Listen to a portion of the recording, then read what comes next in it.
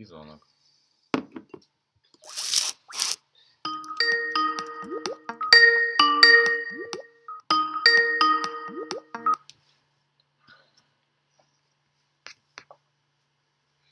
Hey, we're about to go live in 3 minutes.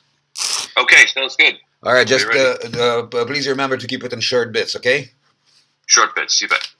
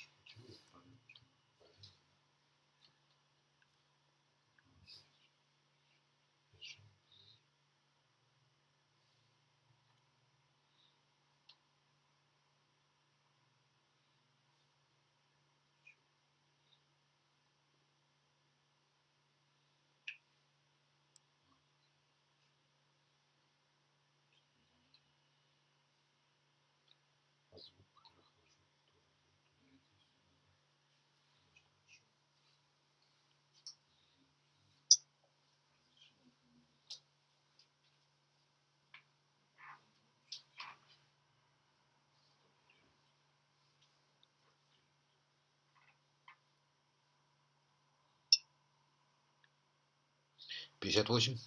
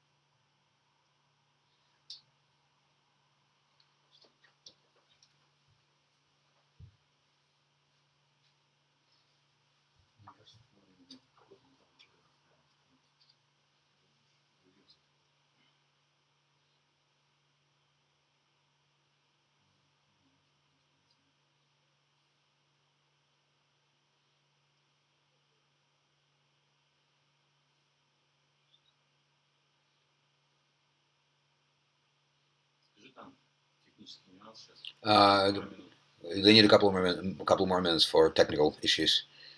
Okay, sure thing.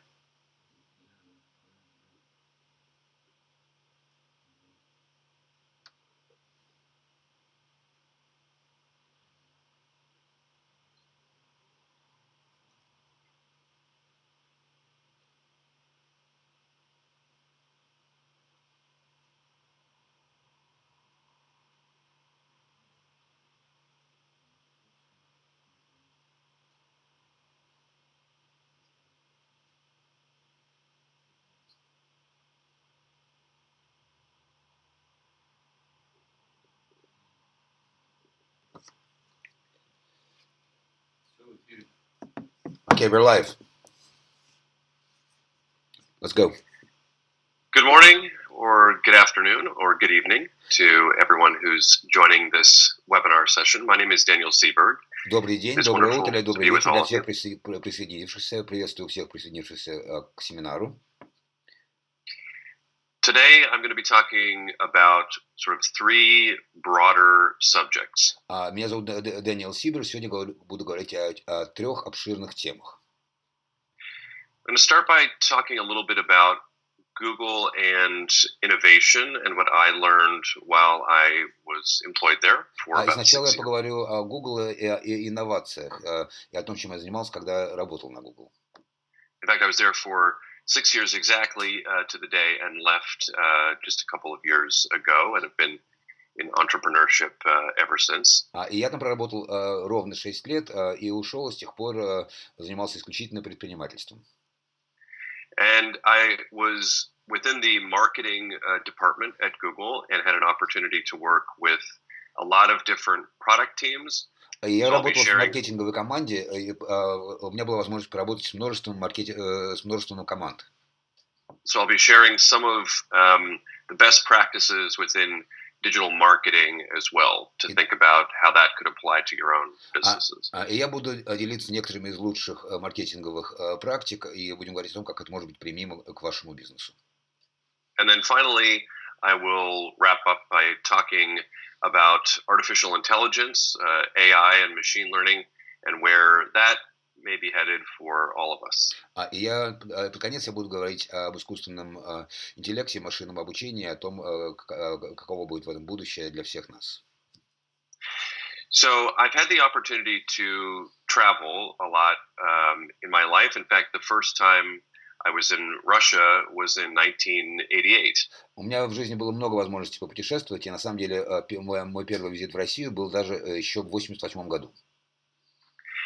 Since that time, I've been to close to 70 countries and spent a long time as a journalist covering science and technology before going to work at Google. И с тех пор я поработал, я посетил более 70 стран и поработал журналистом, занимался наукой и технологиями, прежде чем стал работать в Google. And for me, joining Google was a learning curve to understand what it was like to work at such a big company. И для меня присоединение к Google это было предметом большого обучения, понимания того, каково это вообще работать на такую большую компанию. And of course, Google has become an even bigger company since I joined in 2011 and is now a global entity, and yet it retains a singular mission. И, конечно же, с тех пор, как я присоединился к Google в 2011 году, он стал еще больше, но он все равно сохранил единственную одиночную миссию, задачу компании. And its mission continues to be to organize the world's information and make it universally accessible and useful. И эта миссия остается, эта задача остается организовать информацию, делать ее полезной и доступной. And in order for a company that has grown to be as big as Google is today, it has needed to retain a lot of what helped propel it from a startup to this huge organization and all of the structure that's required in order for it to function and still foster innovation. И компании необходимо было, разросшись до такого размера, необходимо было сохранить ту самую структуру, которая позволяет компании существовать и поддерживать инновации. And some of those values that are infused within the company I will lay out here, starting with the first one, И which некоторые is ценности компании я представлю здесь, начиная с первой. all about openness or transparency. Прежде всего, нам нужно поговорить об открытости или прозрачности. And this can be a difficult concept for any company to accept that employees may have ideas or opinions. И для любой компании может быть сложно принятие того, что у сотрудников могут быть какие-то идеи или мнения. And to stimulate this idea of sharing their thoughts in service of others or the larger organization. И подталкивать их к тому, чтобы люди делились своими идеями в пользу других или организации в целом. The second of the six that I want to mention right now is about being collaborative and inspiring or involving your peers and people who work with you to build consensus И around any второе new idea. это коллаборация, то есть это подталкивать и вдохновлять сотрудников на создание консенсуса.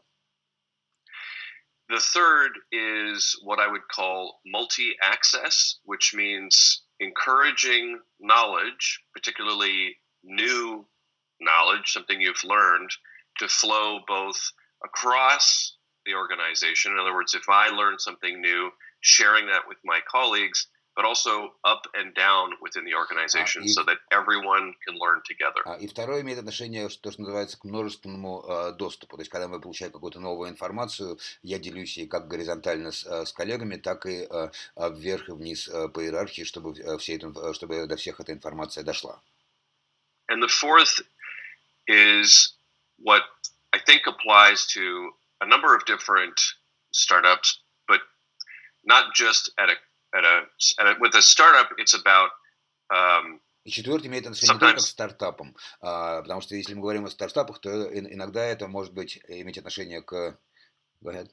With a startup, it can be about taking on some big idea and then pulling it back if it doesn't work. At Google, it was about maybe projects or ideas that fall under the category of fail fast.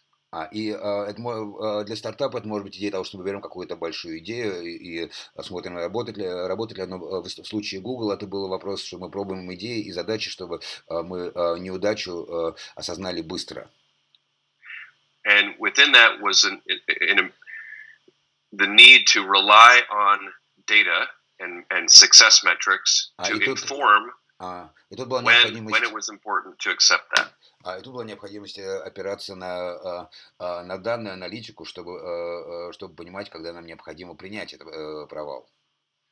And sometimes it was about what I would call and what the military calls an after-action debrief. И иногда это был вопрос того, что я это называю, и также это в армии так называется, это дебриф после действий, после событий. So after any project or launch or product initiative, evaluating both why it maybe went well, but also learning from what didn't go so well. То есть после любого запуска продукта или любой инициативы это оценка того, в чем мы были успешны или в каких вещах мы были не столь успешны. The fifth tenet was to think global or at scale and imagine the impact and engagement and transformation that was possible in the biggest way you could think of. И пятый принцип – это масштабное мышление, то есть это понимание влияния, трансформации происходящих событий, результатов, которые они приносят. I'll talk a bit more about that with the Google X team a little bit later. И я немножко поговорю об этом позже, когда мы будем говорить о X team в Google. And then lastly, just to kind of kick all of this off in terms of the values that I took away, is the idea of inclusiveness. И, наконец, если говорить о ценностях, то я хотел бы поговорить об инклюзивности. And in order to target as many consumers as possible and be responsible to the humans you work with and the people at the company. И для того, чтобы таргетировать максимальное количество людей, быть ответственным перед людьми, с которыми ты работаешь, и с другими сотрудниками компании, a diversity of voices is essential. Требуется разнообразие голосов в разговоре. So, in addition to the kinds of values that are encouraged within a company at Google, it also Google creates an environment that is meant to stimulate innovation in a physical space, in an office space. Кроме непосредственно ценностей Google также стремится создать физическую среду, которая подталкивает к инновациям. So, for example, in every Google office, there are what are called micro kitchens. Например, во всех офисах Google есть то, что называется микрокухни. And one of the rules, if you will, is that coffee is no further away than about 75 steps or 100 steps. И So одно you из don't have правил to Google, walk more что than that to get coffee. и одно из правил, что кофемашина находится не больше, чем в 75 или 100 шагах. Так что вам не нужно далеко идти. And certainly engineers appreciate that. But for all of us, including myself, И, who конечно же, инженеры это value a ценят. little caffeine, Инженеры и все мы, включая меня, которые также любят кофеин, and это then ценят. beyond that, as a meeting place, as a way to sort of pull people away from their desks and into somewhere more communal. И кроме того, это способ, это место встречи, это способ оторвать людей от своих столов и создать какое-то место для общения. The more important underlying aspect of micro kitchens was to create these serendipitous connections. И один из важных таких скрытых аспектов этих микрокухонь — это создание обоюдных благоприятных отношений. So you might encounter somebody who you'd never met before, worked on a different team, but in that face-to-face time together, you might create a new project or come up with a new way to work on something that wasn't possible. Встречаясь с кем-то, кого вы никогда раньше не видели, или с человеком, который работает в другой команде, вы можете создать какой-то проект или идею, которая иначе не могла бы быть создана. Another part of the culture at Google, which has shifted slightly in the past month or so. Еще одна часть культуры Google, которая несколько изменилась в течение последнего месяца или около того, are what are called TGIF, or Thank Goodness, or Thank Google, It's Friday meetings. Это то, что называется TGIF, то есть спасибо Google, что наступила пятница, слава Богу, или слава Google, что пятница. And these were, well, they still are, I believe they're still held monthly. That just changed within this past month. But they were every 2 weeks. Yep. Что эти встречи проводились каждый месяц, мне кажется, они эту политику изменили недавно, но они проводятся каждые несколько недель, эти встречи. So for almost 20 years, every 2 weeks, any Googler could ask any question to the senior executives who would join the meeting. In fact, Larry Page and Sergey Brin, the founders of Google, were often the moderators of those meetings, and they could be asked any question. На этих встречах любой сотрудник Google мог задать вопросы топам Google. Это было раз в 2 недели, и зачастую Ларри Пейдж и Сергей Брин проводили эти встречи, и любой сотрудник мог к ним обратиться. Now, this was challenging for those executives sometimes because Googlers are bright and opinionated and would sometimes ask really hard questions about the direction of the company. Это было сложно, потому что сотрудники Google очень интеллектуальны, со своим мнением иногда задавали топам очень тяжелые вопросы. And as a senior Googler myself, and often a spokesperson for the company, I was always impressed and amazed by the fearlessness both of the employees asking the questions, but also the executives who were willing to listen and to do their best to answer. И сам, будучи топом и презентером для Google, я всегда был впечатлен бесстрашием, открытостью как сотрудников, задающих вопросов, так и топов, на них отвечающих. And they were confidential and are confidential meetings, but they're open within the company. So anybody could join or share a question. If they didn't want to stand up with a microphone, they could type their question. But it was possible for even the most junior employee to ask something of the most senior person. Это были конфиденциальные, но открытые встречи, и даже если вы не хотели выступить с микрофоном, вы могли написать свое написать свое сообщение лично, и любой сотрудник мог обратиться к топам.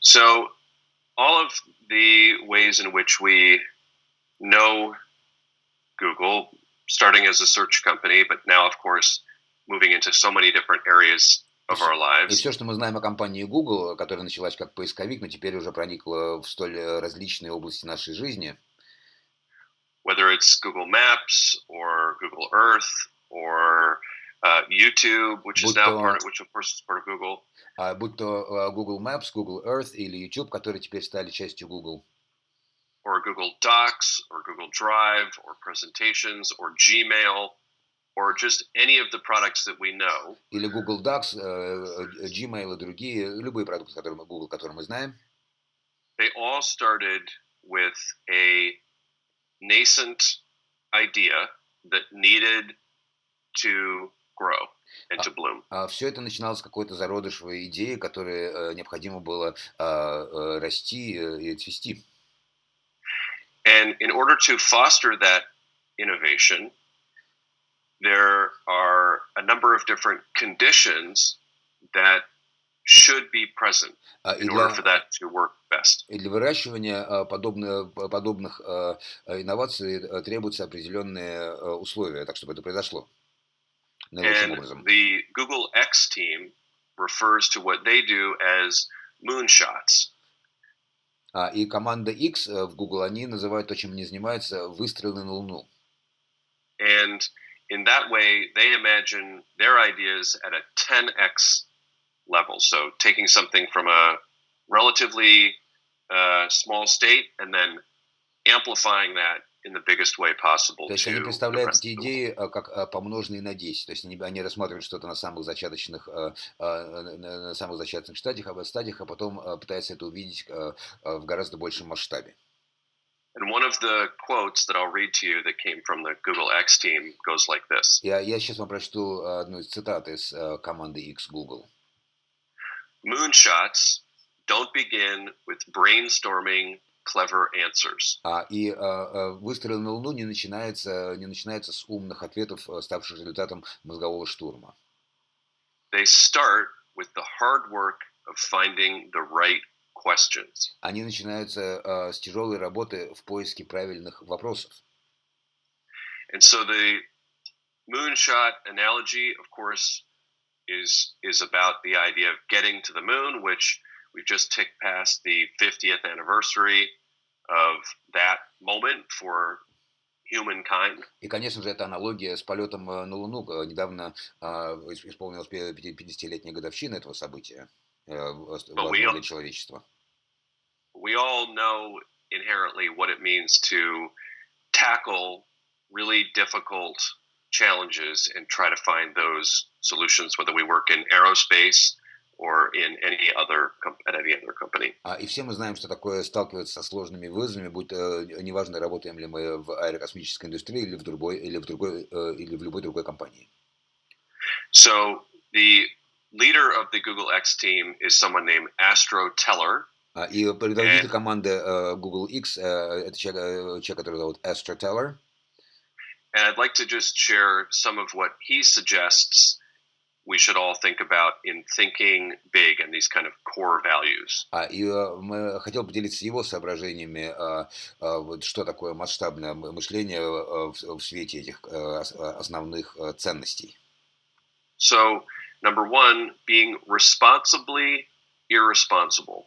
Первое, нужно быть ответственно безответственным. So, embracing failure and thinking at this 10x level, but accepting brutal honesty in a structured form if it's not going to work. Быть способным к масштабному мышлению, но также быть способным брутально честным, когда вы терпите неудачу. Number two, learn to love the problems. Второе, это научиться любить проблемы.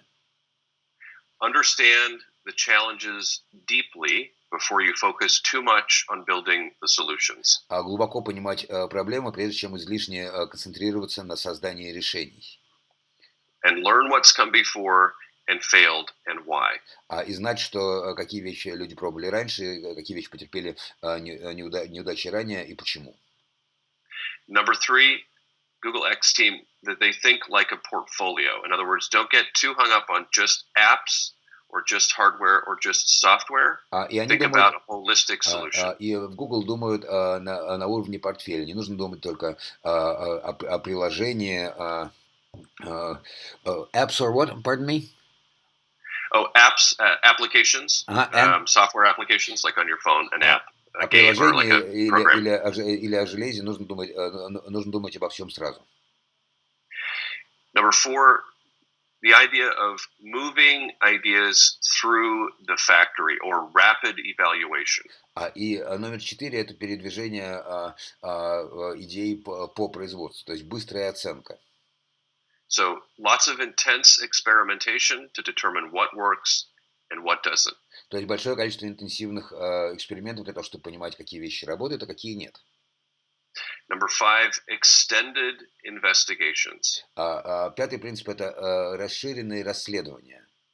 So get through if the ideas are working, get them through to a prototype and then apply, and I hope this translates, but apply a techno-economic rubric to ensure sustainability. То есть мы берем идеи, которые работаем, а потом убеждаемся в их устойчивости. Techno what? So a techno-economic rubric, А and I потом, guess the other way to think about it is not only does it work, but will it sustainably generate revenue? а потом мы смотрим по технически-экономическим параметрам, смогут ли эти идеи существовать устойчиво. And then number six, actively kill ideas when they don't work. И номер 6 это активно убивать идеи, когда они не работают. So I'm going to now move into just talking about the sort of pillars of innovation, if you will, broadly speaking, that Google imagines outside of just the X team. И сейчас я хотел бы поговорить о столпах инноваций, как их видит Google за рамки команды X Google. So innovation comes from anywhere. In fact, we can observe ways in which the environment or Mother Nature might give us some new way to tackle a problem. И инновации, они могут прийти откуда угодно. Мы можем видеть, как окружающая среда или сама мать природы могут предложить нам какие-то решения для того, чтобы справиться с проблемой. And there are 9 pillars. That was number 1, by the way. Number 2, focus on the user. Второй столб это концентрироваться на пользователе. And some of this goes back to design thinking, where it puts the user at the center. И часть этого имеет отношение к дизайн-мышлению, который помещает пользователя в центр всего происходящего. And one idea that I would suggest to everyone might be that during the next executive meeting or product meeting or launch meeting, и одна идея, которую я порекомендовал бы, что на любой следующей встрече топов или встрече при запуске продукта, любой встрече высокого уровня, take an empty chair and put it in the room. Возьмите стул, поставьте его в комнату. And imagine that is one of your users. И представьте себе, что на этом стуле сидит один из ваших пользователей. And that they can hear everything, listen to what you're saying, and that they would feel comfortable knowing that you value their time. Представьте себе, что они слушают, все слышат, и что им комфортно, что они знают, что вы цените их время. Number 3, to underscore the idea of scale and 10x, think 10x, not 10%, or that's what you'll get. И это, конечно же, номер 3, это поддерживать менталитет помножить на 10. То есть не плюс 10% умножить на 10. Это то, что вы в результате получите. Масштабное мышление. Number four, bet on technical insights. И номер 4 это делать ставки на технические инсайты. Success metrics, and we'll talk a bit more about what Google uses for success metrics later, but success metrics успеха. Но мы еще немножко поговорим о том, что Google использует для измерения успеха. And Google remains, and so many other tech companies remain, an engineering company at their core, so it's important to listen to those people who understand how anything works and why. И Google все равно, по сути, остается инженерной компанией, и важно слушать мнение этих людей о том, как что работает. Number 5, ship and iterate. So get a product out, launch it, but don't just stop there and ensure that people know that you support them. Второе — это поставлять продукт и вносить итерации. То есть пользователь должен знать, что вам не безразлично, что вы готовы улучшать продукт. Number 6, in order to help your employees to be creative and to develop their own ideas. И номер 6, для того, чтобы помогать вашим сотрудникам быть творческими, развивать собственные идеи. You might consider the 70-20-10 principle. Возможно, вам стоит рассмотреть принцип 70-20-10. Which is about 70% of your time is focused on the core business. То есть это говорит о том, что 70% вашего времени посвящено вашему основному бизнесу. 20% of someone's time is related to the core business, but not exactly what they're expected to do. 20% связано с вашим основным бизнесом, но не напрямую. And allows those people to maybe collaborate with others in the way that I mentioned at the beginning, to kind of give them some flexibility, Это позволяет playtime. Людям сотрудничать с другими, дает им определенную гибкость и возможность поэкспериментировать. And then 10% of their time to really just brainstorm and let their minds be open to something new and different. И 10% будет посвящаться мозговым штурмам и вообще возможности открыть свое сознание к чему-то новому и другому. Number 7, I mentioned the idea of openness and defaulting to that. And Larry Page used to, and still I think says, but used to often say... Седьмой принцип — это открытость. И мы снова к ней возвращаемся. И Ларри Пейдж раньше, по-моему, до сих пор говорил, that he would ask everyone to be uncomfortably excited. И он хотел бы, чтобы все были воодушевлены до степени некомфортности. Number 8, I think I mentioned before, fail fast, fail well, but fail for a reason. И 8-й принцип, я, по-моему, уже про это уже говорил, что нужно терпеть неудачу быстро, хорошо и по хорошей причине.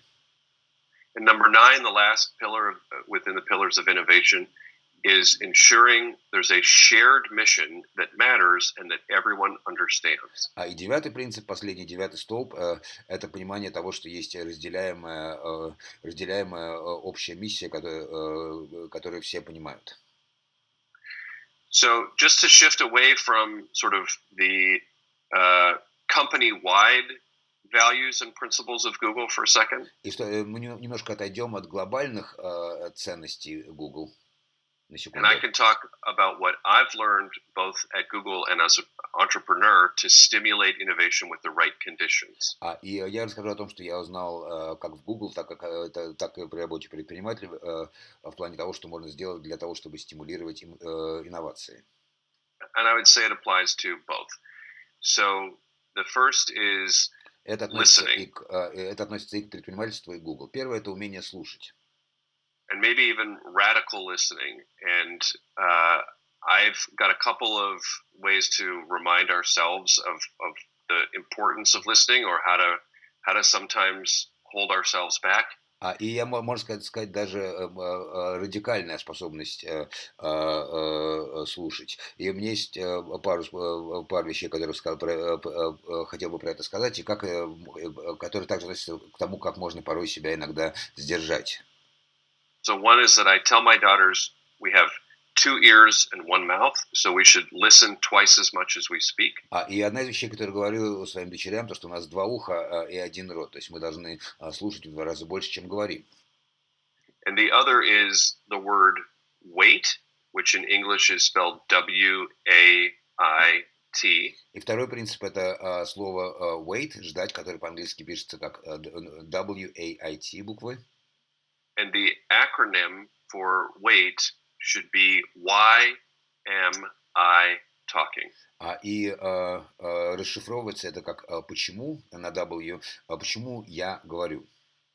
And in that way it allows other people to share their ideas, their suggestions, and to feel safe with what they want to put out there. Это позволяет другим людям возможность поделиться своими идеями и своими соображениями и чувствовать себя при этом безопасно. Another one is about evolving and welcoming change, not only Второй within момент. yourself, but fostering it within others, and that idea of being uncomfortably excited. Еще одна идея – это способность принимать перемены как в себе, так и в других. Это возвращается к идее некомфортного воодушевления. Courage, empathy, and determination are three Отвага, эмпатия и решимость. are three ways that we can all improve, and to allow the power of vulnerability to create a safe place for innovation. And I'll talk about the importance of that. Это три способа улучшаться, они подразумевают силу, которую нам дает ранимость. Я поговорю о важности этого позже. A little bit later, I will share why the most successful teams at Google were and are the most successful. И позже я поговорю о том, почему наиболее успешные команды в Google были и стали наиболее успешными. Based on a company-wide study. Основываясь на исследованиях, которые были проведены в компании. And part of the reason for that is what I'm about to outline here, just to give you a bit of a preview. Я хотел бы вам предоставить небольшой предпросмотр, часть причин успеха этих команд. So, for example, fostering innovation means providing feedback to anybody who's on your team or working with you on something. Стимуляция инноваций означает, что мы предоставляем обратную связь членам команды или людьми, которые с вами работают. Remember to choose your words carefully to instill confidence, not confusion. И нужно помнить об осторожном выборе слов для того, чтобы делать людей более уверенными и избегать потерянного состояния для них. And within that idea of transparency and openness, in order for that to work effectively, и для того, чтобы это эффективно работало, то требуется открытость и прозрачность. There must still be structure and alignment that ensures everyone is on the same page. Но все равно необходима какая-то структура и согласованность, чтобы убедиться в том, что у всех одинаковое понимание. And that can mean everything from weekly or regular meetings, even though sometimes meetings aren't necessary, and I would say. И это может означать регулярные или еженедельные встречи, хотя иногда они могут быть не обязательны. Я бы сказал. Never have a meeting without a reason. Что никогда не надо проводить встречи, если на нее нет причин. And then I want to mention what I call or what others might call the 3 sights, SIGHTS, 3 sights. И также я хотел бы поговорить о том, что называется 3 видами, зрелищными. So, foresight, remember to look ahead to future opportunities and understand that innovation landscape. So that's foresight. То есть первое, это когда мы смотрим в будущее, когда мы видим определенный ландшафт инноваций, вид на будущее. Insight, review and analyze what's working and what isn't. So the insights you can take away. Это понимание того, что это мы смотрим вовнутрь, понимаем, что работает, что нет. And then oversight, being the team leader that others admire.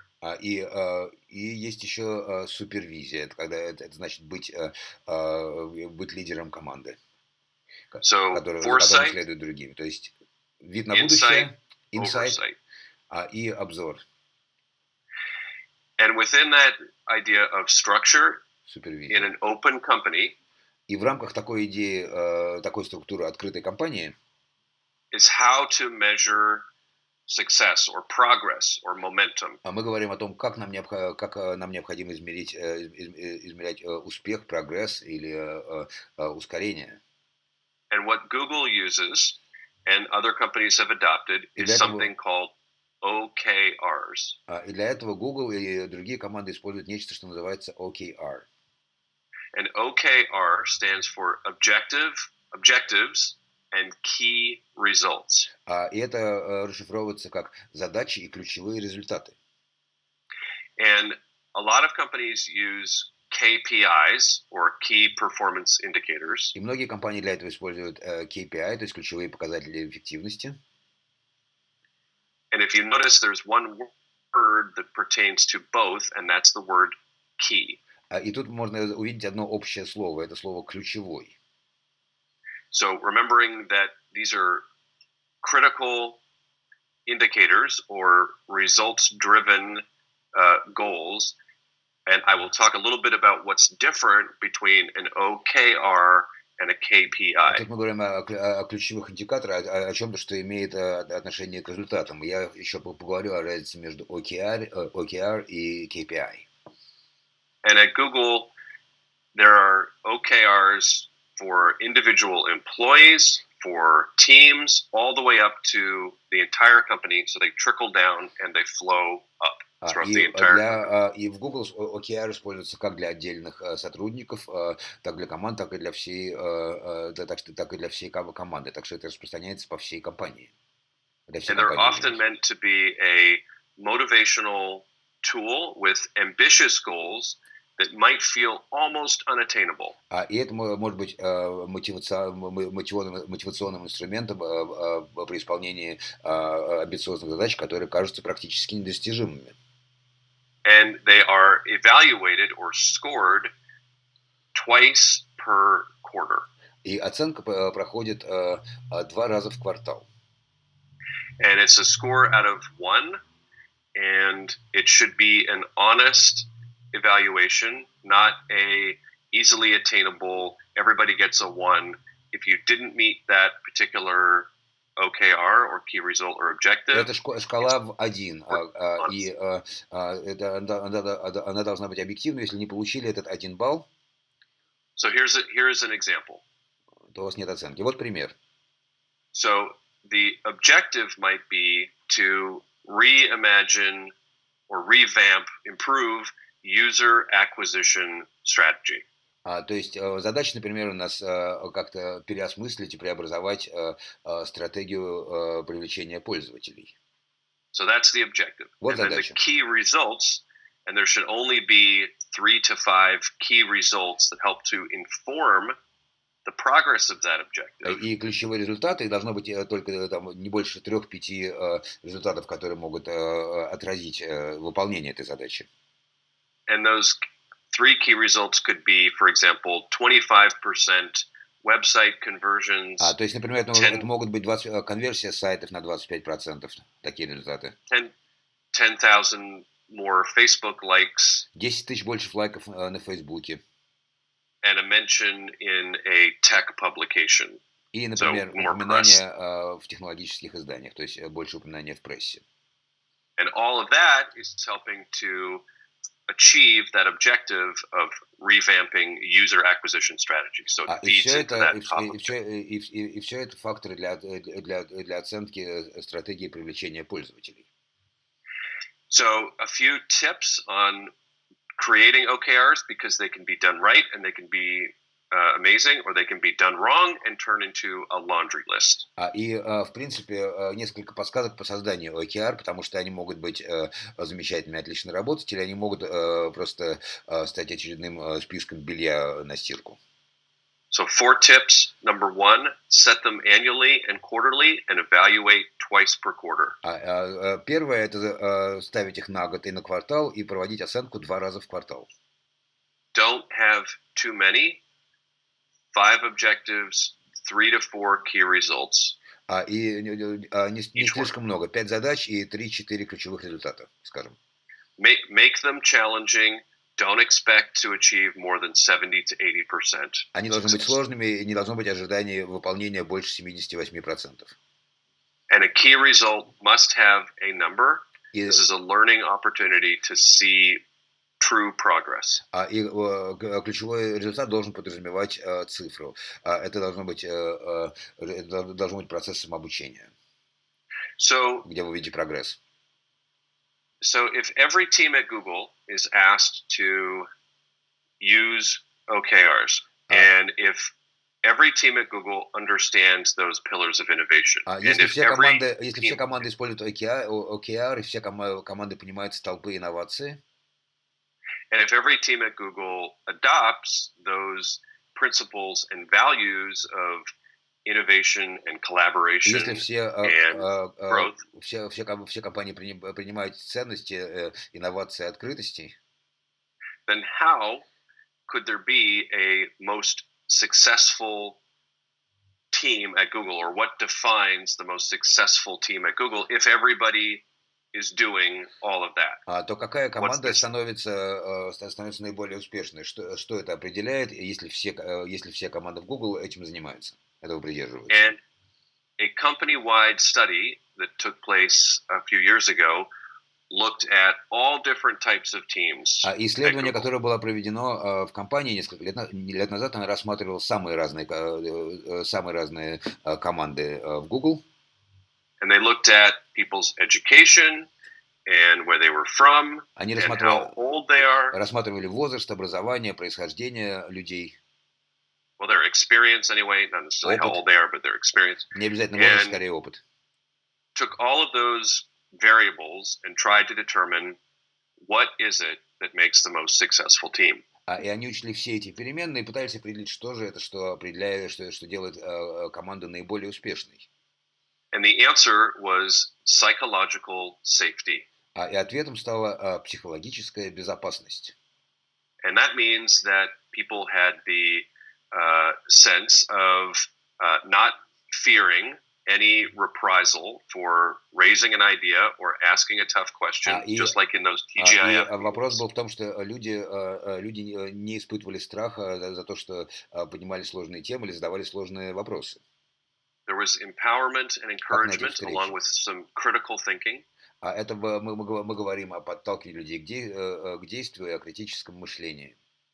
Authentic and radical listening and minimal micromanagement. Аутентичным и радикальным методикам слушания и отсутствие микроменеджмента. And a sense of being in service of others to find the best solution and the path to success. И идея того, что люди находятся в служении другим в поисках наилучших решений пути к успеху. And clarity, the idea that everybody could understand what was important, what were the priorities, and how could they meaningfully each contribute. И ясность, чтобы все понимали, какие задачи, какие приоритеты и какой вклад они могут внести. It kept morale up, for sure. И это поддерживало дух в компании определенно. So just to shift now to talking about some digital marketing trends and then AI, and then I will wrap up and let people ask Поговорим questions. немножко о цифровом маркетинге и искусственном интеллекте, на этом мы закончим, и потом мы перейдем к вопросам и ответам. And as an extension of all of this, there are some core tenets within marketing to think about. Есть определенные тренды, о которых хотелось поговорить в цифровом маркетинге, о которых стоит задуматься. That extend from what we were just talking about. So Которые number являются one, продолжением обсуждаемых тем сегодня. why should someone care about whatever it is that you're building, selling, launching, or creating? Первое, Why? почему кого-то должно волновать, что вы создаете, запускаете или продаете? Почему? And how is your company uniquely solving a problem for someone else? И как ваша компания уникально решает для кого-то еще какие-то проблемы? And who are you all? And why are you working there? Who are the people behind the company? И кто вы все такие? Почему вы там работаете? Что за люди стоят за компанией? And what do you really know about your customers? И что вы действительно знаете о своих клиентах? And which inherent bias do you carry without knowing it? И какие у вас есть собственные, неизвестные, неосознанные вами предвзятости? And all of that should help to inform the right story that pertains to your company, which is ultimately the best marketing, storytelling. И все это должно создать какую-то общую историю, которая относится к вашей компании. И это и есть суть хорошего маркетинга. And some trends within the digital marketing space in terms of how to reach customers and all of us where we are. А если говорить о трендах в цифровом маркетинге, если мы говорим о доступе к клиентам и ко всем нам, include voice search or smart assistants. Increasingly, people are using home devices То есть сейчас мы to говорим engage. о голосовом поиске. В последнее время люди используют домашнюю технику для подобных операций. For shopping or for buying anything. Для совершения покупок, шопинга. Another concept is this idea of micro moments, because we all are connected all the time, and sometimes we need something quickly. И And the второе, о idea of чем мы being able говорим, to это deliver either, второе, о чем мы говорим, это микромоменты, потому что мы все постоянно находимся в сети, иногда у нас возникают какие-то срочные потребности. So demonstrating that your company understands the needs of people, but also being able to react and provide them whatever they need, and that could be a well-timed ad, it could be thinking about delivery. То есть мы говорим о том, что компания понимает о том, что вам нужно, и способна, например, вовремя показать какую-то рекламу или позаботиться о доставке подобных вещах. Geo-specific targeting within marketing means knowing where people are. Геоспецифичная таргетика означает, что мы знаем, где люди находятся. And aligning that with knowing what they need and how much time they might have. So an ad might suggest a product nearby. Сознанием того, что и когда им надо, и таким образом можем предложить им продукт, который находится недалеко от них. Virtual reality has been around for a while. Increasingly, people are thinking about augmented reality or AR. Виртуальная реальность уже существует какое-то время, но в последнее время идет речь об дополненной реальности или AR.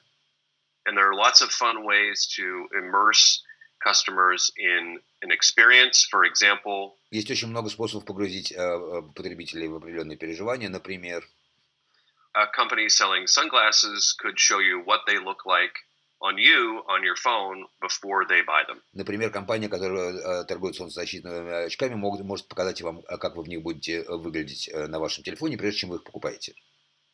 And the lock screen on your phone is also a piece of real estate that is often overlooked. И режим ожидания на вашем телефоне — это также важная собственность, на которую люди часто не обращают внимания. So figuring out that right relationship between bothering somebody too much and providing them with what they need in the moment. То есть понимание разницы между излишней докучливостью или пониманием того, что человеку нужно прямо сейчас, means maybe sending them smart push notifications that help to remind them of what they need to buy, возможно, tell them that something's on sale. Мы можем посылать им какие-то умные пуш-уведомления, которые напоминают о вещах, которые им необходимо купить, или рассказывают им о скидках.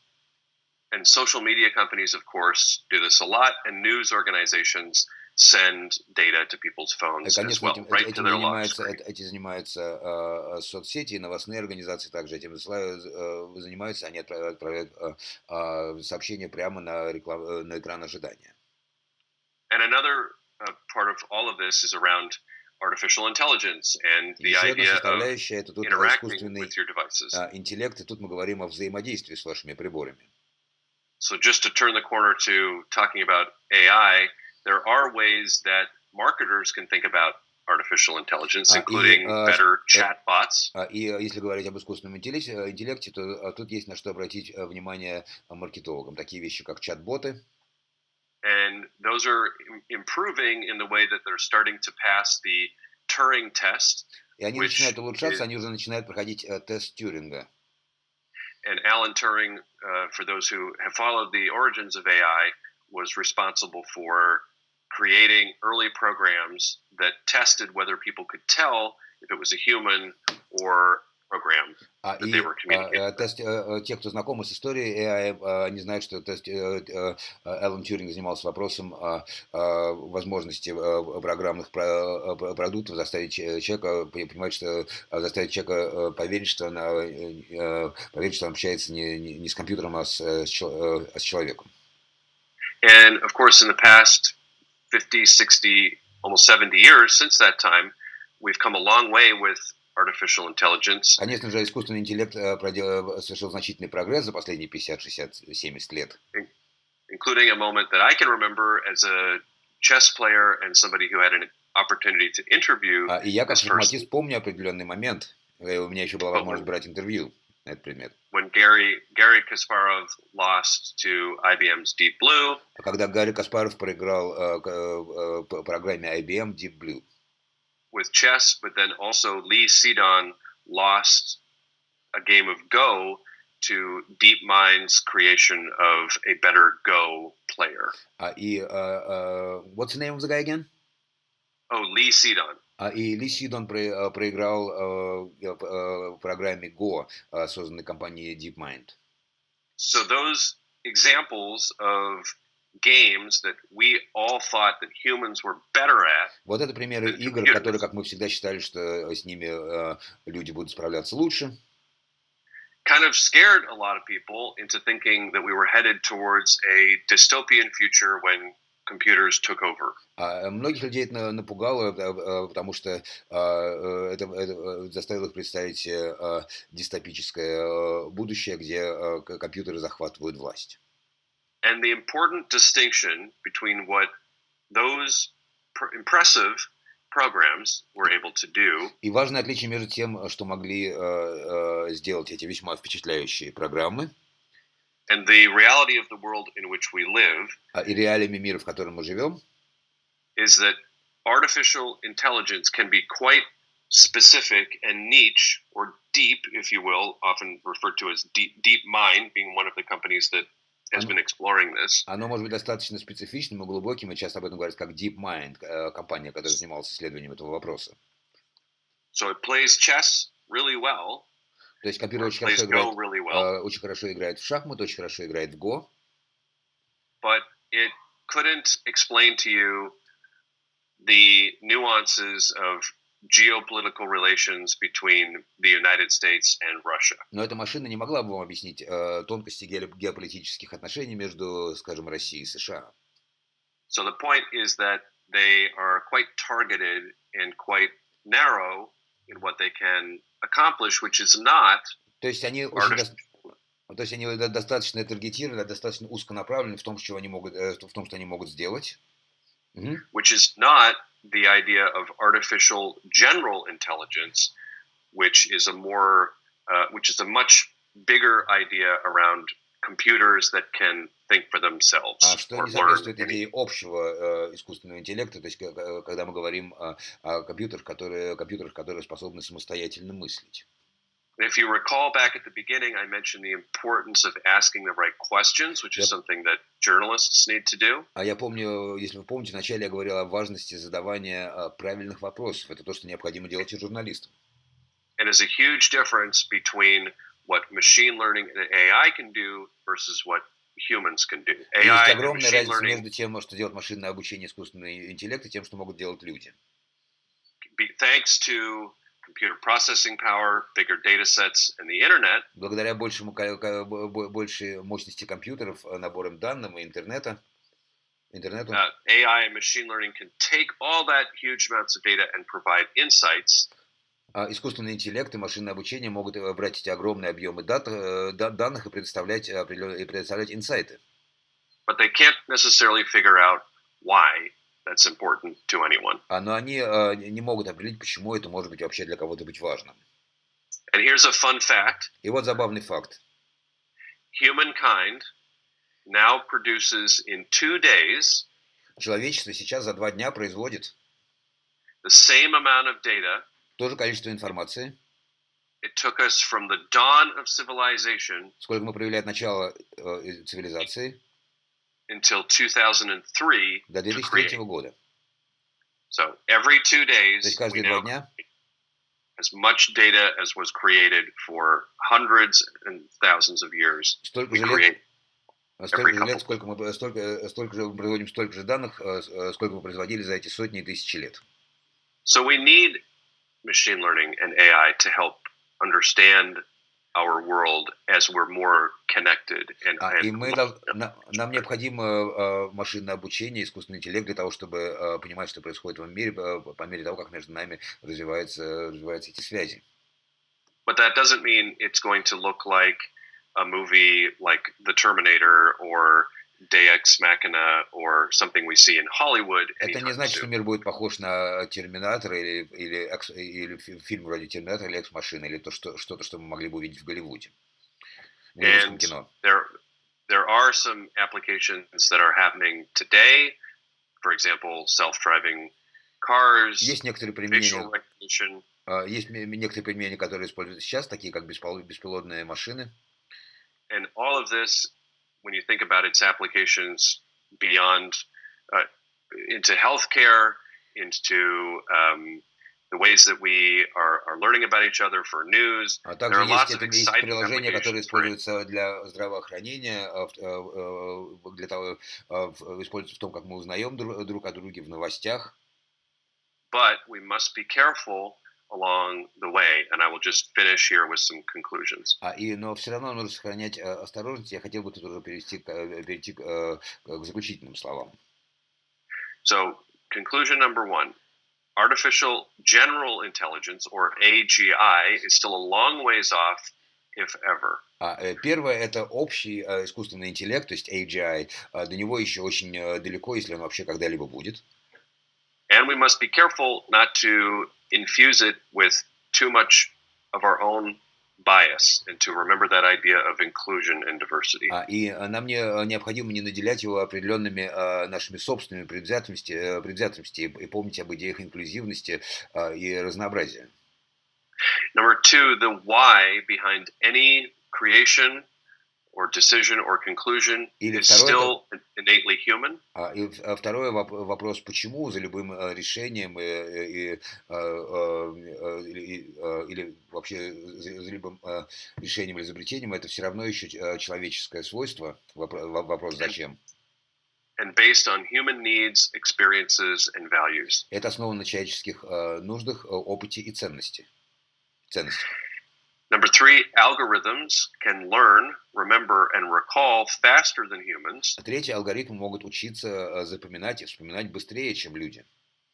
But only within specific parameters, rationale, and subjects. Но только в рамках конкретных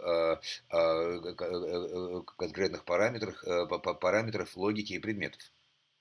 And finally, emotions are increasingly a source of fascination for AI. И наконец, эмоции являются все более и более интересной темой для искусственного интеллекта. With experts looking to replicate the human condition.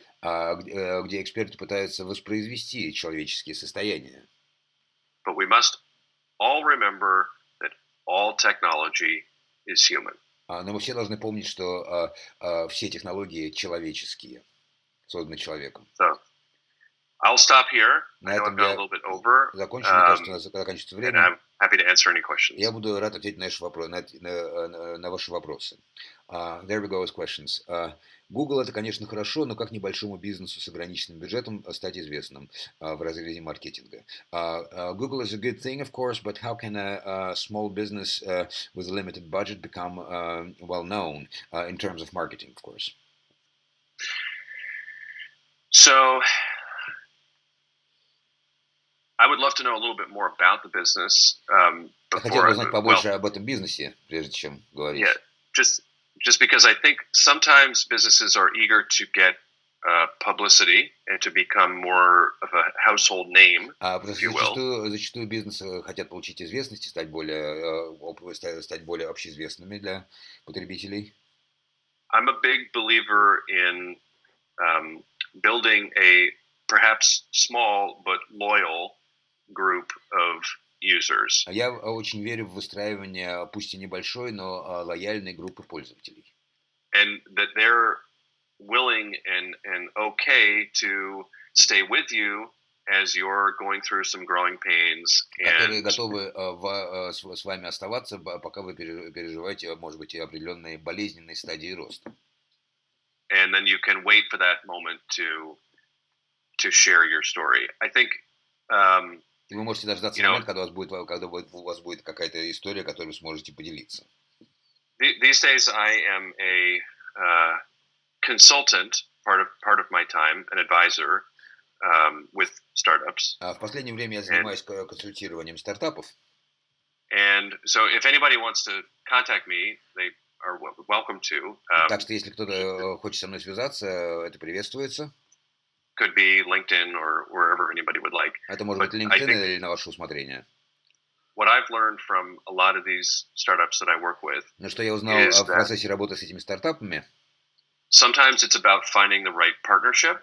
иногда это вопрос создания правильных партнерств. To help to elevate the visibility of whatever it is that they're creating. And it could be with a university or a nonprofit. It doesn't have to be with a big tech company. Которые могут поднять видимость того, что вы делаете. Это может быть университеты или другие компании. And the other is to say that, другие институты. Look, we're a connected planet, and a lot of people use social media. And и мы сейчас все другой момент, то, что мы сейчас все взаимосвязаны, и многие люди используют соцсети. I have mixed feelings about social media, but I would just say that у меня неоднозначные чувства к социальным сетям, но я бы сказал, что So I'll give you an example of a company that started out pretty small about 5 years ago called Peloton. Я приведу пример компании, которая началась достаточно маленького размера около 5 лет назад. Компания называется Peloton. So Peloton, which is spelled P-E-L-O-T-O-N, and it's an exercise bike that you have in your home. Это велотренажер домашний. Они делают. And it has a big screen on it, so you can watch somebody show you how to, or teach you how to, or you're in a spin class, a biking class, and you can see on the screen. And they were, and I bought one about 5 years ago because I saw an ad on Facebook. Это прибор, который может показывать вам с большим экраном, который может показывать вам инструкции по выполнению упражнений. Я такой купил, потому что видел рекламу на Фейсбуке какое-то количество лет назад. When you have a small marketing budget, you need to think, how can I reach as many people as possible and hope that I pull in some of them in Facebook ads. That's how Peloton got started. И мы думаем о том, как нам при ограниченном бюджете привлечь максимальное количество пользователей. И это то, с чего сделал так, что они приобрели продукт. Это то, и Peloton начали с рекламы на Facebook. Yep, there's lots of Facebook ads, and then they were able to reach out to a lot of people. The only thing I would say is... Они выпустили много рекламы и смогли получить достаточно большой охват. Единственное, что я могу сказать, это что... So sort of the three big buckets of marketing are growth marketing or performance marketing. То есть три большие столпа маркетинга. Это маркетинг роста или маркетинг, основанный на показателях. Brand marketing. Брендовый маркетинг. And then product marketing. И продуктовый маркетинг. And so in the way that you want to grow and you want to achieve, those metrics to say to people, we have more users, we've reached more То есть, если мы хотим расти и показать метрику и говорить, что мы получили больший охват посредством определенного канала, I would say to remember just to not do it at the expense of your brand. So think of where your brand is appearing. Просто нужно помнить, что нельзя это делать за счет бренда. Необходимо думать о том, как ваш бренд при этом выглядит. And retain that story of your brand. Companies will survive longer. И поддерживать эту историю вашего бренда. Компании будут выживать дольше. If you can remember why the company exists, not what you're doing, если мы помним, how you're doing it, почему компания существует, не что вы делаете, как вы делаете, but why. What is it you're solving and why? Why are you there? Что вы решаете и почему? Their money, their time. И на что нацелены ваши деньги и ваше время. Next question.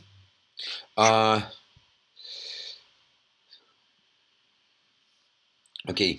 Do you know any Russian brands that could serve as a good example for practices? Знаете ли вы какие-нибудь российские бренды, на которые можно равняться и почему? And for what reason? Any Russian brands one could look up to, and for what reason? I'm trying to think of some Russian brands that people would... вспомнить какие-нибудь русские бренды, на которые стоило бы посмотреть. Here's the tough reality is that a lot of Russian brands don't make it to America. Грустная реальность в том, что многие русские бренды не добираются не добираются до Америки, люди не знают русские бренды в США. And by the way, I am a dual citizen, so I'm from Canada, and I've lived in the United States for 20 years. So Кстати, I'm у a меня dual двойное Canadian. гражданство, я сам из Канады, в США уже живу 20 лет.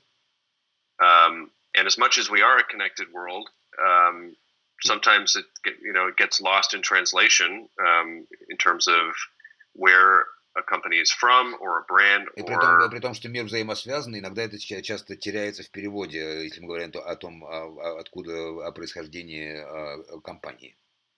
the origins of it. I mean, it's gosh, I wish I had an example. Да, очень жаль, Sorry. к сожалению, не могу припомнить примера. Next question. Is it true that Google Class can pass data to the CIA? Правда ли, что Google Class могут передавать данные в ЦРУ? I've never heard that to be true. I think a lot of rumors and Я никогда такого не theories like слышал. that are born out of somewhere between just conspiracy Я знаю, что многие theories подобные and вещи рождаются где-то из области теории заговора, fear and misunderstanding. I've never heard that страхов before. и непонимания. Я ничего такого не слышал. I think, as somebody who's talking to you from Brooklyn in New York and you all are in И как Russia, there's человек, probably который a общается с lot вами of из Бруклина, из Нью-Йорка, а probably вы a, здесь, в России, there's probably a lot of misinformation that we all hear. а скорее есть большое количество взаимонепониманий, которые могут возникать, и ложной информации. But not to diminish the importance of privacy and cybersecurity when it comes to any tech company. И, конечно, нельзя недооценивать важность приватности и кибербезопасности, когда мы говорим о любой компании. And as we are now increasingly a global society, И при том, что мы сейчас становимся все больше и больше глобальным сообществом, that's going to require more scrutiny and oversight and все это будет требовать thoughtfulness большего внимания и продуманности, and ethics. и And этических вопросов. those are not not easy problems to tackle or to solve. И это все непростые задачи, конечно же. Так что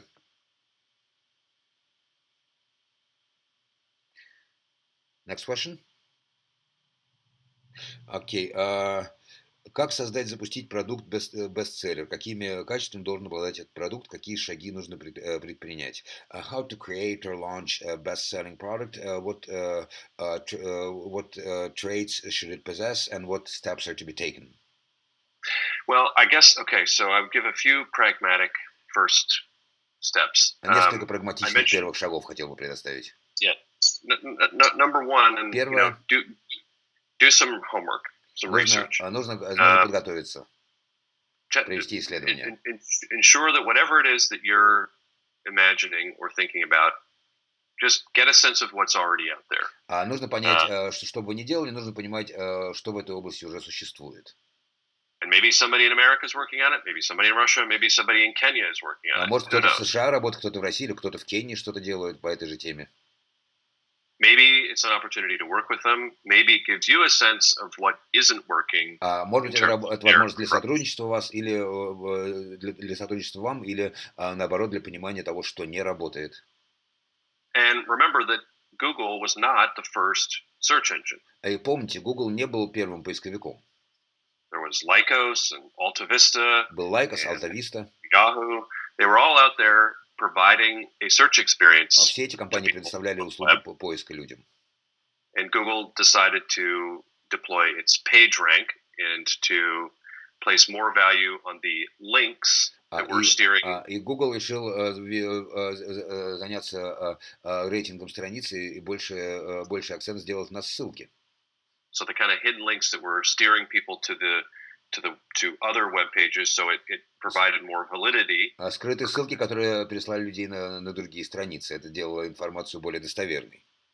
So it wasn't just keywords that people were dumping into their page. То есть люди не просто заливали какие-то ключевые слова на своей страничке. So I think, and if you're working on something yourself, if you're a relatively small company or a startup, если вы небольшая компания или стартап, который работает над чем-то своим, consider one or two co-founders or people who you can trust that you can work with. Рассмотрите идею привлечения одного или двух сооснователей, людей, с которыми мы могли бы сотрудничать. The reality is that the success rate of companies that have two or three, or not too many, but maybe up to five. Реальность такова, что успех компаний, в которых есть 2-3, ну не слишком много, скажем, до 5 сооснователей, is much better than if you try to do it by yourself. And that гораздо лучше, чем если бы вы пытались это делать в одиночку. In fact, there's an African proverb that says, if you want to go fast, go alone. И есть такая африканская поговорка: если вы хотите двигаться быстро, идите один. If you want to go far, go together. Если вы хотите идти далеко, идите вместе. So in that way, depending on which stage you're at, it can be just number one, doing some research. То есть в зависимости от стадии, на которой вы находитесь, это может быть первое, либо вам необходимо провести исследование и понимать, что происходит, где вы находитесь. Sort of the idea of, are you onto something? То есть эта идея, есть ли у вас какая-то стоящая идея или нет. Find those people who care about what you're doing and would like to work with you. And that can be internally at a bigger company or with a startup. Найдите людей, у которых схожие интересы, которые хотят с вами работать. Это может быть в рамках компании, или вы можете сотрудничать с стартапом. And then pragmatically, start going to events or, meet people at a conference or, sit down with someone who... Начните посещать различные ивенты, знакомьтесь с людьми на конференциях, встречайтесь с людьми. Find the right advisors, people who have perhaps done this before and can say, here's what you're going to need to do next. И найдите консультантов, людей, у которых есть опыт, которые могли вам сказать, вот что вам нужно делать в следующем. I mentioned OKRs. It's never too early to create your own set of OKRs. Я уже говорил об OKR'ах. Никогда для этого не бывает слишком рано для создания своих OKR'ов. They can be modest in the way that it can be. My objective is build a comprehensive look at the marketplace that we're going to launch into. Например, они могут быть скромными. Например, создать четкий, понятный обзор рынка, на который мы выходим. And then within that, create key results like searched through all of the different IP or patent databases. То есть мы можем, например, смотреть по всем патентным базам данных, пообщаться с людьми в этой индустрии. Attended 5 conferences and learned about the state of the industry. И узнать о состоянии индустрии на данный момент. So it gives you maybe some confidence to then move forward. И это дает вам уже какую-то уверенность, например, уверенность для дальнейших шагов. Do you think, in your opinion, is neuromarketing and consciousness manipulations are they linked in any sort of a way? На ваш взгляд, как связаны между собой нейромаркетинг и манипуляция сознанием человека? Sure. Is there a link? Is there a link between neuromarketing and manipulation? Neuromarketing, so sort of targeting people's brains. Or? Yeah, and manipulation. Do you think they're related? Well, I think that has been the case from as far back as advertising. Этот вопрос еще стоял с самого начала появления рекламы. There have been subliminal or targeted messages within television, radio, использовать подсознательные сообщения в телевидении, радио, в наружной рекламе. We're bombarded by the idea of stimulation and suggestion all day long. Нас бомбардируют различными стимулами и суггестиями постоянно. You could argue that some companies are trying to manipulate people into... Можно, конечно, утверждать, что некоторые компании манипулируют людьми.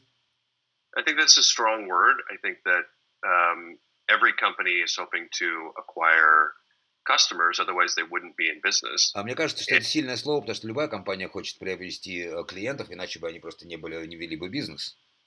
And the reality is we all only have so much time. И реальность такова, что у нас у всех ограниченное время. Not even necessarily so much about money. Of course, we all Это would даже like не to настолько think вопрос денег. we'll have enough money to buy anything, Нам всем but хочется, чтобы у нас first, было достаточно денег, чтобы что-то купить. before we ever reach for our wallet, Но прежде чем мы or потянемся за кошельком, we need to take the time to understand and learn more about whatever it is that we're getting into. нам надо найти And какое-то время, чтобы узнать, чтобы узнать о том, чем мы сейчас собираемся заняться.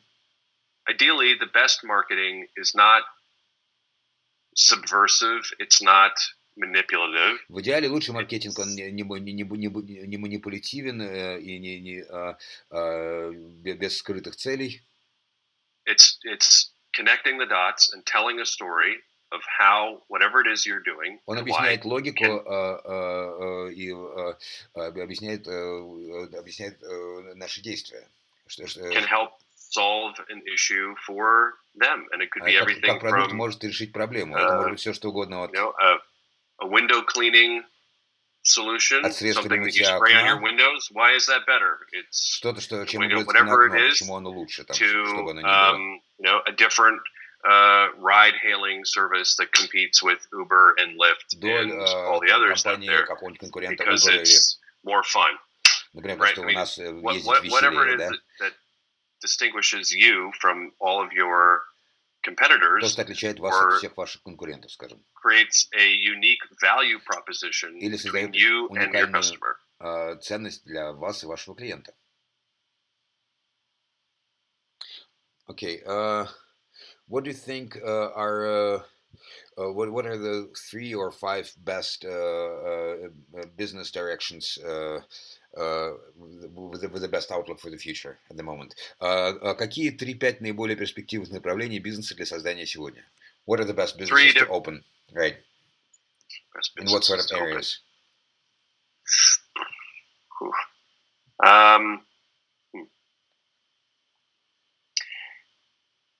Wow. Well, if I knew those well enough, I would be doing it myself. Если бы я сам это достаточно хорошо, чтобы знал, я бы сам их открывал. I mean, I think. Well, look. Мне here's кажется, what I would say. Знаете, что я сказал бы? Philosophically, С философской точки зрения, human needs haven't changed a whole lot. человеческие потребности сильно не изменились. We all need to eat and sleep. Всем нам нужно есть и спать. И we're communal humans, but we also like to have our own solitary time. Мы социальные животные, но также нам нужно время в одиночестве. Maybe the big difference is that life, in many ways, is accelerating. Возможно, большая разница в том, что жизнь стала гораздо быстрее. Or at least it feels that way. По крайней мере, такое ощущение. I think one area to focus on is adding efficiency to people's lives. Одна область, на которую стоит посмотреть, это улучшение эффективности жизни людей. And in tandem with that, value. But an example might be Примером может быть travel. So at a certain point, we all tried to fumble around with travel agents, and that took time, and we went online and we searched for stuff. Это путешествие. В свое время мы работали с travel-агентами, потом мы пошли в онлайн. And then there became these aggregation services where you could search through flights and hotels and everything all at once. Потом появлялись агрегаторы, где можно уже одновременно начать искать и рейсы, и гостиницы. And it saved people time and ideally saved them money. Это экономит людям время и в идеале деньги. And brought us closer together as a society. We could visit our family, which is important to all of us. Сделал нас более объединенными как общество. Мы теперь можем навещать свои семьи. Это важно нам всем. So that's one sort of broader area to think about is just efficiency. What is it that you're doing that can help people save some time? Так что это одна из таких общих областей. Это эффективность. Что мы можем предложить, чтобы сэкономить людям время? The other is learning. We all want to learn something new, ideally, if we have a growth mindset. Второе это обучение. Мы все хотим чему-то научиться, если у нас есть такой ментальный настрой на рост. Google saw that Google думал об этом и улучшили поиск в этих целях. So what is it that can be provided to people in maybe different verticals within news or within healthcare? Что можно предоставлять людям по другим вертикалям, если мы говорим о новостях или о здравоохранении. Людям все еще необходимо здравоохранение. Broadly speaking, healthcare is a huge industry to think about in terms of giving an example of a company could be 23andMe, which Продукты, имеющие отношение к здравоохранению, все еще очень важны для людей. Пример успешной компании это может быть 23andMe. You get a starter kit, you spit into a little vial, and then they send you send it back to this company, and then they give you your genetic markers. То есть вы это самое, вы плюете в пробирку, отправляете в компанию, и потом они вам отправляют ваши генетические маркеры. Help you understand where you're from, based on your DNA. Понять вам про ваше происхождение, основываясь на вашем ДНК, предрасположенности к болезням, которые у вас могут быть. So it all ties into this idea of knowledge, getting people learning more either about themselves or about the world around them. То есть это все сводится к идеям знания, то есть люди узнают либо больше про себя, либо про окружающий мир.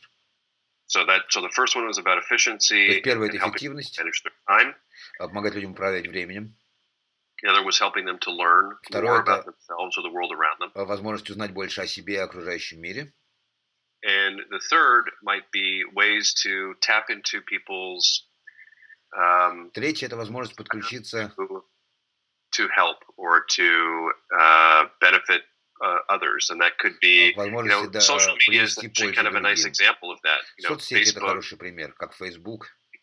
People might post in Facebook, I need help finding a great babysitter in New York. Найти там хорошую няню, скажем, в Нью-Йорке. And their friends and people who are part of their community will jump in. Могут появиться друзья и помочь в этом вопросе. An offshoot of that that's just a smaller service that's allowing people to help find babysitters in their neighborhood. То есть вы можете создать такое продолжение этой темы, например, сервис, который предлагает помочь людям найти няню в своем районе. Может быть, это будет то, чем может заниматься ваше приложение. Помочь найти проверенных нянь, основываясь на рекомендациях ваших друзей, например. Because people inherently want to help others, Потому что людям присуще желание помочь другим, я думаю. So there are maybe ways to build a business around that also feels good because you're solving for what people need. Так что, возможно, это хорошая основа для создания бизнеса, потому что помогаете людям решить проблемы. Adding efficiency, helping people save and manage their time. Управление временем. Appreciating knowledge and either learning something new about themselves or the world around them. Three was about this idea that now that we are all connected in this way, both at a local level and globally, that finding these ways that we can help each other. Could be donations to charities, could be, whatever it is. There are lots of ways to все что угодно.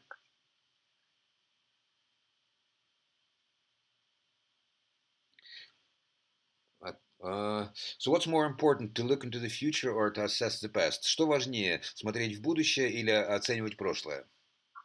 Great question. Замечательный вопрос. I think that before we can look to the future Я думаю, что прежде чем мы слишком далеко заглядываем в будущее, always important to appreciate the past. There are so many lessons to be learned from the past. Всегда важно оценить прошлое, потому что прошлое может предоставлять нам огромное количество уроков. An example in technology might be. Если говорить о примере в технологиях, the tablet computer. Можно говорить о планшете. Bill Gates, Bill Gates came out at the Consumer Electronics Show. Билл Гейтс выступил на шоу по потребительской электронике. 2001 or 2002, I want to say. I was there. And he showed off a tablet PC. Он показал планшет. And was touting how cool it was, and how useful it could be, and how it was the future of computing. Как это будущее компьютеров. And, I think the lessons that perhaps Steve Jobs learned from what Bill Gates did, because that the tablets, the tablet PCs. Об уроках, которые вынес Стив Джобс из этого, если говорить о планшетах, то And when the tablet PCs that Bill Gates and Microsoft tried to launch didn't succeed, которые сделал Билл Гейтс, они были неуспешны. In the way that the iPad did. У них не было успеха, как у iPad. And part of it was really thinking about design. И часть этого имела отношение к дизайну. исполнению. And if you're going to appeal to people's sense of cool or usefulness, you Если мы better говорим о spend представлении a lot of людей о time прикольности или пользе, refining that and really capturing people's imagination. то есть это вопрос, необходимо как-то заставить, заставить воображение людей работать и как-то это дорабатывать это решение, эту технологию. And we can all get a little too carried away with thinking about the future. Self-driving cars И, конечно, мы все можем увлечься мыслями о будущем, о бесплотных машинах. is another one. In that, I remember being at one of the first. It was a self-driving car challenge. It was the autonomous vehicle challenge put together by DARPA Я помню, что back я in был 2003, на 2004. челлендже по бесплотным машинам в 2003 году, это что ли было? And this was a military arm in the United States challenging academic institutions to create self-driving cars. This Это was 16. военные поставили перед учеными челлендж, бросили им вызов по созданию беспилотных машин.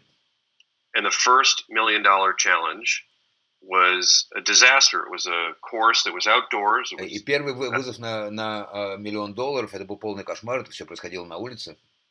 It was through the desert between California and Nevada, and all of these universities lined up to race their cars through the desert. Это была гонка между Калифорнией и Невадой, и все эти университеты выстроились на эту гонку. It was about a 110-mile course, and the furthest that any of them went was from Carnegie Mellon, and it went about 13 miles. И наибольшая дистанция, которую проехала любая из этих машин, была где-то 13 миль. So back then, people thought, self-driving cars gonna need a lot of work. И тогда люди думали, что эти беспилотные машины, им еще много чего стоит, много еще предстоит улучшаться. And the concern was around the technology, about how whether the engineering part of it could be solved. Вопрос был, можно ли бы каким-то образом решить инженерные проблемы со всем этим связанные. Now, and over that period of time, since then, in the past 15 or 16 years, И с тех пор, за последние 15-16 лет, различные компании, including Google and Waymo, включая Google и Waymo, Alphabet, looks after self-driving cars, занимаются беспилотными машинами, have created and driven millions of miles in self-driving cars. 99% of the time without incident. В автопилотных беспилотных машинах 99% случаев без аварии эти машины работают. Self-driving cars have become something of a reality. And yet, беспилотные машины стали реальностью, но тем не менее никто из нас own one. не является хозяевами таких машин. And so the kind of reality when you think about sort of looking forward and looking back is that если говорить о реальности, о взгляде на прошлое и на будущее, especially one that has this kind of societal impact. А когда мы говорим о технологиях, особенно с технологиями с таким социальным значением, probably take more time to implement than we appreciate. Скорее всего, потребуется на такие вещи, скорее всего, потребуется больше времени на внедрение, чем можем себе представить. And part of that is that as human beings, we're all a little resistant to change. И часть этого имеет отношение к тому, что человеку вообще свойственно противостоять изменениям.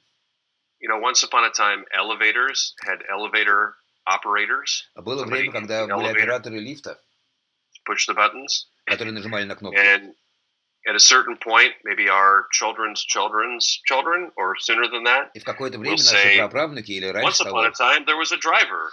Будут рассказывать, что когда-то был водителем машины. But it takes longer to think through some of the rules, the liabilities, продумывание правил, ответственности, страховки требует больше времени. И еще вопросы безопасности. Just everything that goes beyond just the functional engineering. Can it work? Все, что лежит за рамками функциональных инженерных вопросов того, как оно работает. So the short answer to your question is. Так что короткий вопрос, это ответ на ваш вопрос. To look through history at what has worked and hasn't for different reasons, but keep looking to the horizon. Смотреть на прошлое, что работало или не работало, по каким причинам, но нужно при этом продолжать смотреть на горизонт, что будет в будущем. I like to think of myself as a scout storyteller. I spent a lot of years in scouting in Canada and became a chief scout. Мне нравится рассматривать себя как скаута, и как рассказчика, сторителлера. Я очень много лет провел в Канаде, занимаясь именно этим. So like a scout historian. То есть как скаут-историк, я бы сказал, разведчик-историк. Yeah, yeah. Very cool. Да. So we would like to thank you on behalf of all of the participants. Thank you so much. It was my pleasure. Спасибо от Thank всех you all. участников. Было очень And приятно. Спасибо всем. have a great rest of your evening there. И And замечательного вам всем вечера. it's full. And thank you again. Еще раз спасибо. Спасибо. До свидания. Thank you. Я не назвал.